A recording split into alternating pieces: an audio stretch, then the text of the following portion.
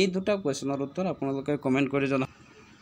আজিৰ এই ভিডিঅ'টোত আমি আলোচনা কৰিম ভাৰতৰ কেইটামান ইম্পৰ্টেণ্ট জিকে কুৱেশ্যনৰ বিষয়ে। প্ৰথম কুৱেশ্যনটো হ'ব ভাৰতৰ ৰাষ্ট্ৰীয় সংগীতৰ নাম কি?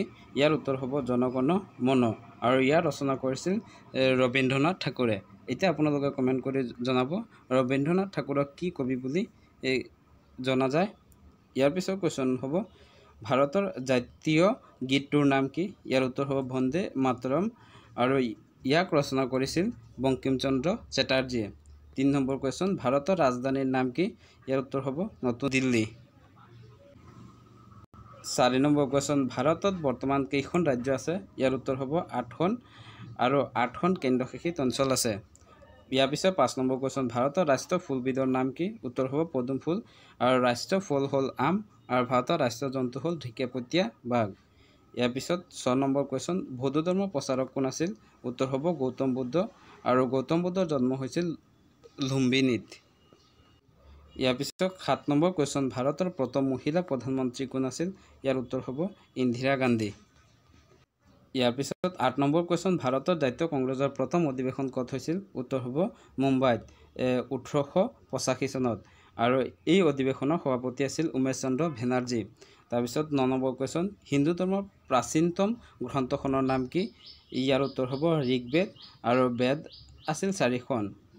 এই 4খন বেদ আছিল ঋগ্বেদ, সামবেদ, যজুৰ্বেদ আৰু অথৰ্ববেদ। তাৰপিছত 10 নম্বৰ কুৱেশ্যন স্বৰ্ণ মন্দিৰ ক'ত অৱস্থিত? ইয়াৰ উত্তৰ হ'ব পাঞ্জাৱৰ অমৃতসৰত স্বৰ্ণ মন্দিৰ অৱস্থিত। ইয়াৰ পিছত 11 নম্বৰ কুৱেশ্যন হ'ল হীৰাকুণ্ড বান্ধ কোন ৰাজ্যত অৱস্থিত? উৰিষ্যাত অৱস্থিত, আৰু হীৰাকুণ্ড বান্ধ মহানদী নদীৰ ওপৰত অৱস্থিত। 12 নম্বৰ কুৱেশ্যন মৌৰ্য সাম্ৰাজ্যৰ প্ৰতিষ্ঠাপক কোন আছিল? ইয়াৰ উত্তৰ হ'ব চন্দ্ৰগুপ্ত মৌৰ্য। ইয়াৰ পিছত 13 নম্বৰ কুৱেশ্যন ভাৰতৰ নেপোলিয়ন বুলি কাক জনা যায়? উত্তৰ হ'ব সমুদ্ৰগুপ্তক, আৰু অসমৰ নেপোলিয়ন বুলি চুহুংমুঙক জনা যায়। 14 নম্বৰ কুৱেশ্যন পাল বংশৰ প্ৰতিষ্ঠাপক কোন আছিল? ইয়াৰ উত্তৰ হ'ব গোপাল, আৰু কামৰূপত পাল বংশৰ প্ৰতিষ্ঠা কৰিছিল ব্ৰহ্মপালে। 15 নম্বৰ কুৱেশ্যন আগ্ৰাৰ তাজমহল কোন নদীৰ পাৰত অৱস্থিত? ইয়াৰ উত্তৰ হ'ব যমুনা নদীৰ পাৰত, আৰু আগ্ৰাৰ তাজমহল শ্বাহজাহানে নিৰ্মাণ কৰিছিল।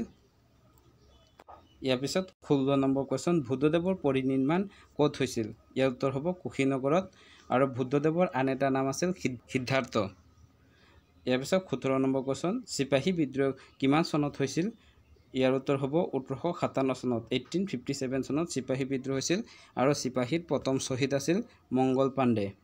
18 নম্বৰ কুৱেশ্যন আৰ্য সমাজৰ প্ৰতিষ্ঠাপক কোন? ইয়াৰ উত্তৰ হ'ব স্বামী দয়ানন্দ সৰস্বতী। এনেধৰণৰ কেইটামান ইম্পৰ্টেণ্ট সমাজৰ ওপৰত আমাৰ এটা সম্পূৰ্ণ ভিডিঅ' আছে। ভিডিঅ'টোৰ লিংক আমি ডিছক্ৰিপশ্যনত দি দিম, ভিডিঅ'টো চাই ল'ব। ইয়াৰ উপৰিও বুদ্ধদেৱ বা বৌদ্ধ ধৰ্ম আৰু জৈন ধৰ্মৰ ওপৰতো ইম্পৰ্টেণ্ট ভিডিঅ' আমি বনাইছিলোঁ। এই ভিডিঅ'খিনিৰো লিংক আমি ডিছক্ৰিপশ্যনত দি দিম, ভিডিঅ'খিনি চাই ল'ব পাৰিব। ইয়াৰ পিছত 19 নম্বৰ কুৱেশ্যন ভাৰতৰ সংবিধানৰ খচৰা কমিটিৰ অসমৰ সদস্যগৰাকীৰ নাম কি আছিল? ইয়াৰ উত্তৰ হ'ব মহম্মদ ছাদুল্লাহ, আৰু খচৰা কমিটিৰ সভাপতি আছিল doctor B.R. Ambedkar. 20 number question ভাৰতৰ সংবিধানখন কিমান চনত বলবৎ কৰা হয়? ইয়াৰ উত্তৰ হ'ব 26 জানুৱাৰী 1950 চনত। ইয়াৰ পিছত 21 নম্বৰ কুৱেশ্যনটো হ'ল ভাৰতৰ সংবিধানত উল্লেখিত মৌলিক অধিকাৰৰ সংখ্যা কিমান? ইয়াৰ উত্তৰ হ'ব 6টা, আৰু মৌলিক কৰ্তব্যৰ সংখ্যা হ'ল 11টা। ইয়াৰ 22 নম্বৰ কুৱেশ্যন কোনটো সংশোধনীৰ দ্বাৰা ভোটাৰৰ বয়স 21 বছৰৰ পৰা 18 বছৰ কৰা হয়?